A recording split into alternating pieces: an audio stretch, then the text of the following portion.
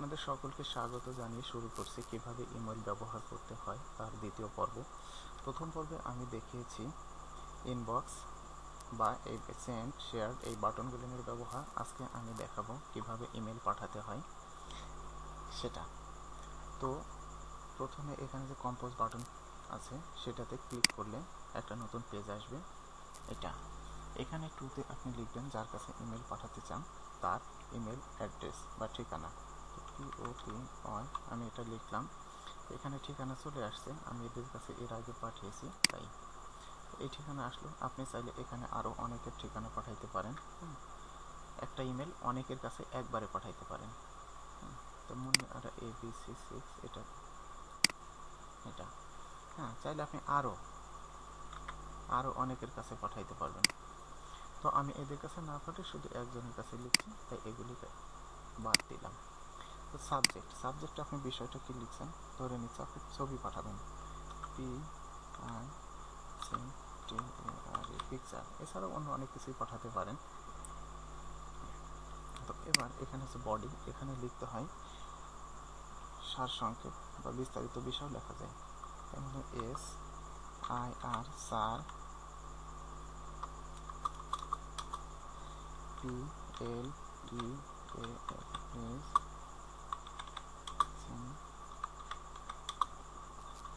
see the attached files, এটুকুই দিলেন। নিচে আপনার পরিচয়টাও দিবেন।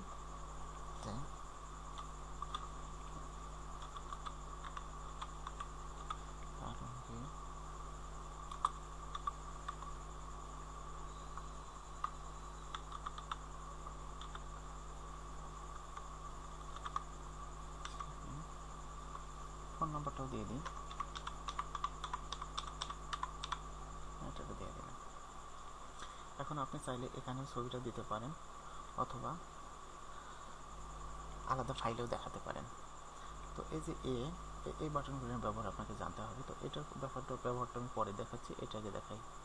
এতে ফরম্যাটিং অপশন বলছে, এখানে আপনি এই লেখাটা কি করতেছেন তাই আপনি চাইলে এই লেখাগুলিকে বড় করতে পারেন। প্রথমে এভাবে বাছাই করে নেবেন, তারপর এখানে যাবেন, এই যে স্মল, ছোট করলাম অনেক, তারপরে হচ্ছে কি নর্মাল, তারপরে এটাকে লার্জ, একটু বড় করলাম। এখন আমি চাইলে এটাকে হিউজ, আরও বড় করতে পারি। এটা ব্যবহার তবে নর্মালি রাখছি। তারপরে যে বিতে হচ্ছে বোল্ড, লেখাটা এইভাবে থাকবে, বোল্ড মানে একটু মোটা আকারে দেখাবে। এই যে মোটা দেখাচ্ছে, গাঢ় দেখাচ্ছে, অনেক সময় এটা প্রয়োজন হয়। তো আমার এটা আপাতত প্রয়োজন নেই, আমি স্বাভাবিক এখন দেখানোর জন্য। আইতে হচ্ছে ইটালিক, লেখাটা বাঁকা হবে। এই যে একটু বাঁকা হয়েছে, আমার এটা আপাতত প্রয়োজন নেই। আন্ডারলাইন, লেখার নিচে আন্ডারলাইন হবে, এটা করতে পারেন। এরপর এই যে এখানে কার্সার রাখলে কিন্তু এটার কি কাজ সেটা দেখাবে, যেমন text colour, underline, italic, bold. এটা এখানে কালার উপর যখন ক্লিক করবেন তখন এটা প্রথমে এখান থেকে এদিকে যে অপশনটা সেটা হচ্ছে ব্যাকগ্রাউন্ড কালার, মানে লেখার পিছনের কালারটা চেঞ্জ হবে। আর টেক্সট কালার বলতে লেখাগুলির কালার পরিবর্তন হবে। তো আমি লেখার কালার এখানে কালোটাই টিক চিহ্ন দিয়ে আছে, তাই লেখাগুলি কালো দেখাচ্ছে। আমি যদি এই জায়গায় টিক চিহ্ন দিয়ে দিই তাহলে দেখেন পরিবর্তন হবে। আবার যদি আমি আগের অবস্থায় ফিরতে চাই তাহলে এখান থেকে এখানে গিয়ে টিক চিহ্ন কালোতে দিয়ে দিলাম, চেঞ্জ হয়ে গেছে। এইটা এখন এইটা হচ্ছে এই লেখাটাকে আপনি মাঝখানে দেখাবেন না ডান পাশে দেখাবেন না কোথায় দেখাবেন সেটা, এই যে তিনটা অপশন আছে। আমি যদি এটাকে মাঝখানে দেখাতে চাই ক্লিক করেন, তো এটা তো আগে না, এটাকে বাছাই করে নিতে হবে। মাঝে আমি যদি চাই ডানে নিয়ে যেতে পারবো, যদি মনে করি বামে, এইটুকু হলো। তো বাকিগুলোর ব্যবহার আমি দেখাচ্ছি না, এটা এতটা প্রয়োজন না, তারপর আপনারা চাইলে নিজেরা দেখে নিতে পারেন। এভাবে করলাম। এখন এটার কাজ গেল। এখানে বলছে যে অ্যাটাচ ফাইল, তো ফাইল অ্যাটাচ করতে হয় কিভাবে, এখানে ক্লিক করবেন, তাহলে দেখে দেবে আপনি কোন ফাইলটা এখানে অ্যাটাচ করতে চান। তো যেহেতু আমি বলেছি যে পিকচার, তো আমি এখানে পিকচার যেখানে আছে সেখানে যাব, পিকচার এখানে গেলাম, ছবিটা কোথায় আছে সেখান থেকে আমি দেখে দেবো। আমি ধরে নিচ্ছি এই ছবিটা দিব, তাহলে এই যে এখানে লোড হচ্ছে, এখানে হচ্ছে ছবির নাম আর ছবির সাইজ কতটুকু সেটা দেখাবে। এটা লোড হতে সময় লাগছে, এখানে সেভিং হচ্ছে, যখন সেভড হয়ে যাবে তখন জানবেন যে ওইটা ওখানে আছে। এখন আপনি একটা ছবি পাঠালেন, ধরে নিচ্ছে আপনি আরও ছবি পাঠাইতে চান, তাহলে আবার এই যে অ্যাটাচ ফাইল লেখা দিচ্ছে, এখানে ক্লিক করেন, আবার এখানে ছবিটা দেখেন, আমি দেখি এটা এই ছবিটা পাঠাবো, দুইটা ছবি পাঠাবো, এভাবে আপনি একাধিক ছবি পাঠাইতে পারেন। এটা গেল। বাকিটা হচ্ছে কি insert files using Google drive. তো এটা আসলে আরও অ্যাডভান্স ব্যাপার, এটা আপনাদের এখন না জানলেও চলবে। তো এইটা আপনি একটু দেখতে পারেন। ইনসার্ট ফটো, তো আমি ছবিটা ফাইল আকারে পাঠাচ্ছি, আমি চাইলে ছবিটা এখানেও দিতে পারি। এখানে কি ক্লিক করব, কার্সারটা এখানে চাপাবে, তারপরে এখানে ক্লিক করব,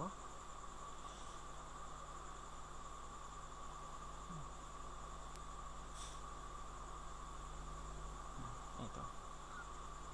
এখন আমি ছবি কোনটা পাঠাতে চাই, সেখানে যে আপলোডে ক্লিক করব, আপলোডের পর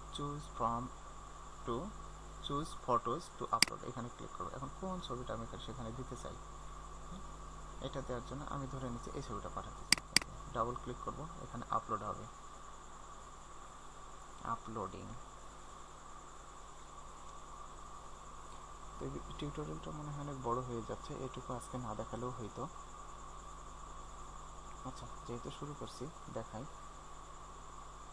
তো নেটের স্পিড হয়তো কম, যার জন্য ওই যে নো সার্ভিস দিয়ে বসে আছে, এই জন্য এত সময় লাগছে। তো আমি এটা আজকে কাট করে দিলাম, অন্য কোনো দিন দেখাবো। ঠিক আছে, আমরা দুইটা ছবি করছি। এখন তো ঠিকানা লেখা হয়েছে, সাবজেক্ট লেখা হয়েছে, তাকে বলা হচ্ছে দয়া করে আপনি এটা দেখবেন আমি কি পাঠিয়েছি, ছবি পাঠিয়েছি সেটাও বললাম, দুইটা ছবি পাঠাইছি। এইবার আপনার একটা সেভ ফাইল এখানে সেন্ড করবেন, সেন্ড করলে এখানে দেখাবে সেন্ডিং, মানে যাচ্ছে। ও কিন্তু আমার তো নেটের স্পিড নাই, নো সার্ভিস। হ্যাঁ হ্যাঁ, সেন্ডিং যাচ্ছে, এখানে কিন্তু বলে দিবে, এত তো আসলে সময় লাগার কথা না। তারপরে আমি নেটের স্পিড কম থাকার কারণে আমার এরকম দেখা যায় স্টিল ওয়ার্কিং, এখনও কাজ। এবার যখন আমার ইমেলটা চলে যাবে তখন এখানে লেখা দেবে your message has been sent, মানে চলে গেছে। এখন আমি চাইলে কি পাঠিয়েছি সেটা এখানে দেখতে পারি, ভিউ মেসেজে ক্লিক করি,